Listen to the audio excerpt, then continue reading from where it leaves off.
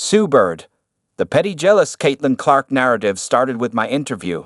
WNBA legend Sue Bird said the narrative that fellow players are jealous of Fever rookie Caitlin Clark started with her and Diana Taurasi's interview on SportsCenter before the 2024 season. This past WNBA season was unprecedented in viewership, revenue, and attendance, which saw a meteoric rise buoyed by the 2024 rookie class, highlighted by Clark and Sky star Angel Reese. With that success came negative narratives that players were targeting Clark on the court with hard fouls due to jealousy.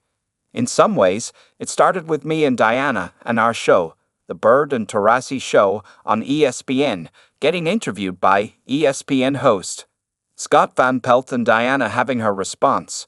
Bird said on her and fiancée Megan Rapinoe's A Touch More podcast. Sue Bird discusses the last 5 months in women's basketball, the narratives surrounding Caitlin Clark, and where it all began. In some ways, it started with me and Diana and our show, getting interviewed by Scott Van Pelt. Once Diana's comments went viral, it led to the pic Twitter Comics Zero at WNK. Vanshay Murdoch at Vanshame, October 2, 2024. It's another moment where things get taken onto social media and they just grow and people spew, and it turns into something you can't even recognize in 24 hours, Bird said.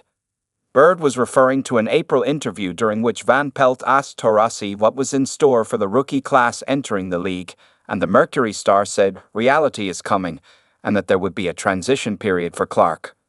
Where I have 100% landed is, once Diana's comments went viral, it led to the Twitter trolls and bots taking over, Bird said.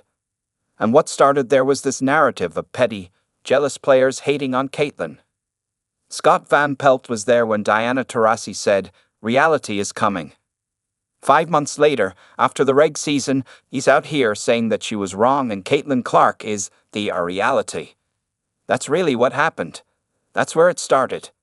That we must just really dislike her, that we look at her side-eyed, that we don't want her to come in the WNBA and be successful, that we're hating on her.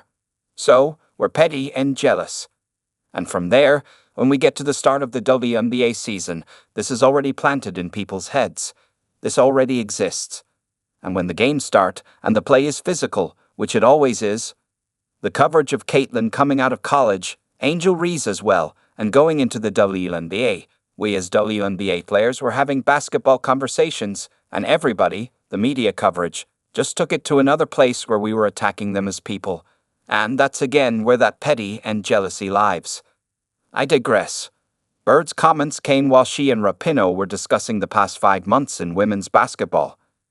Taurasi, who has been complimentary of Clark, the #1 overall pick by the Fever in the 2024 WNBA draft, previously explained there would be a learning curve for this year's rookie class.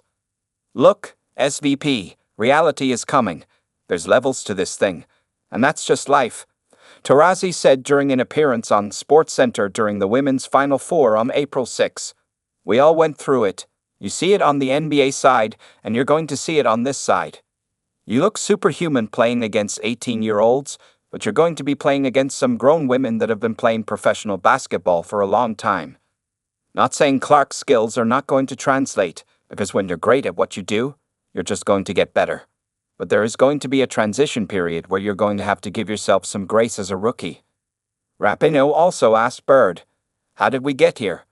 While speaking about USA Today columnist Christine Brennan and her recent interview with Sun guard Dejome Carrington that led to the WNBA releasing a statement saying that Brennan is not entitled to interviews.